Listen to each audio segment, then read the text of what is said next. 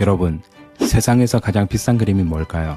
이탈리아 르네상스의 위대한 천재 다빈치가 그린 살바도르 문디, 번역하면 세계의 구원자라는 작품인데요. 2017년 11월 5일 뉴욕 경매장에서 무려 4억 5천만 달러, 우리 돈으로 5천억 원에 낙찰된 그림입니다. 그리고 다빈치가 그린 또 하나의 최고의 작품 모나리자는 40조 이상의 가치를 가진다고 추정하고 있습니다. 40조, 상상이 안 되는 금액이네요. 만약에 말이죠, 액자에 담아서 판매할 수 있다면 가장 비싼 그림은 바로 미켈란젤로가 그린 라볼타, 천장화라고 생각하는데요. 전 세계 사람들이 언젠가 꼭 한 번은 보고 싶어하는 작품이죠.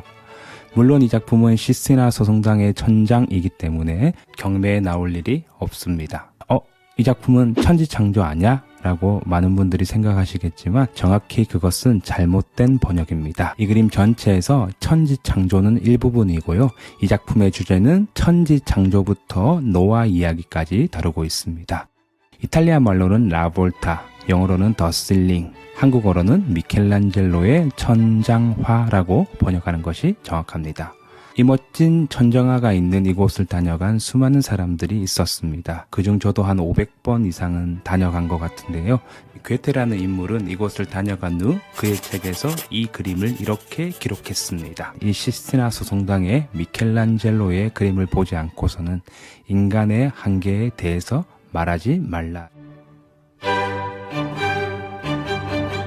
이 작품은 역사상 가장 위대한 예술가 미켈란젤로가 자신의 혼과 육체를 던져서 완성한 대작입니다. 그러나 저는 오늘 이 작품을 설명하려는 것이 아니라 이곳을 방문한 한 소년에 대해서 말하고자 합니다. 그의 이름은 볼프강 아마데우스 모차르트. 음악 신동으로 유럽 전역에 이름을 알렸던 소년은 천재들의 걸작이 화려하게 펼쳐져 있는 곳, 이곳 바티칸을 방문합니다. 그리고 이곳에서 모차르트는 자신의 천재성을 전 세계에 보여주게 되는데요. 그 흥미로운 이야기 지금부터 본격적으로 시작하겠습니다. 여러분, 고난주간이라고 들어보셨나요? 2000년 전 나사렛 예수가 십자가에 못 박히셨던 것을 기념하기 위한 부활절 전 일주일을 말하는데요. 이 기간에 유대인의 위대한 왕 다윗의 참회시 시편 51편을 가사로 하는 미제레레, 주여 불쌍히 여기소서라는 곡이 특별히 연주되기도 합니다. 많은 미제레레라는 곡 중에서 16세기 로마에서 태어난 작곡가 알레그리의 미제레레가 가장 유명합니다. 베네치아를 중심으로 기악음악이 점점 발전해 가던 그 시기에 신이 주신 최고의 악기는 인간이라는 생각으로 사람의 목소리만으로 찬양을 드렸던 교황청의 분위기 덕분에 큰 인기를 얻었던 곡이 바로 이 미제레레라는 곡입니다. 반주 없이 목소리로만 화음을 맞추는 노래를 아카펠라라고 부르는데요. 이 아카펠라라는 뜻이 이탈리아어 카펠라, 교회, 성당에서 나온 말입니다. 즉 아카펠라는 교회식으로라는 뜻인데요. 그만큼 당시 종교의 분위기가 인간의 목소리를 악기보다 더 중요하게 생각했다는 것을 알 수 있습니다. 특히 이 알레그리의 미제레레는 가장 아름다운 아카펠라 곡으로도 유명했습니다. 이 곡을 들으며 큰 감동을 받은 당시 교황 우르반 8세는 이 성스러운 성가가 성스럽지 않은 곳에서 연주되는 것을 막기 위해서 바티칸 밖으로 이 곡이 유출되는 것을 금지하는 명령을 내립니다. 그래서 이 곡은 130년 동안 봉인되어 있었고요. 바티칸 시스티나 소성당에서만, 그것도 고난주간에만 부를 수 있게 되었습니다. 이 전설적인 곡을 듣기 위해서는 이곳 로마로 와야만 했습니다. 그 곡 우리도 잠시 감상하시죠.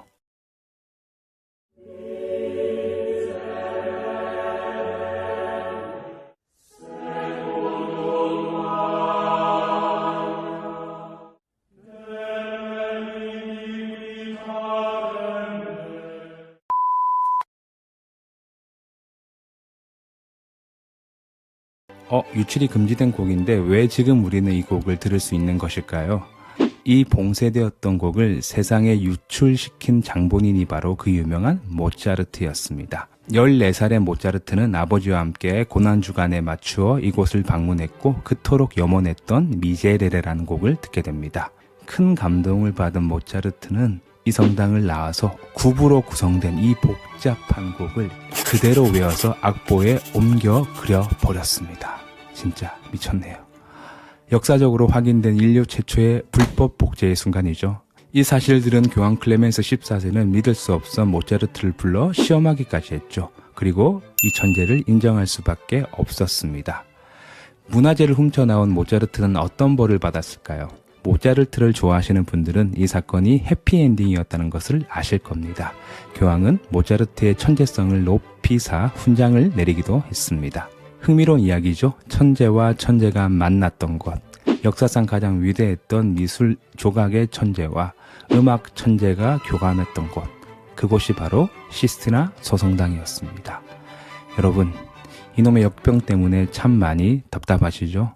잠시만 분주함을 멈추시고 함께 상상해 봅시다.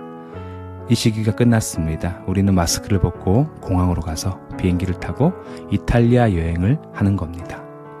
베네치아 가셔서 수상버스 타시고 피렌체 미켈란젤로 언덕에 올라 아름다운 피렌체를 바라보시는 겁니다. 그리고 로마의 거리를 걷기도 하시겠죠.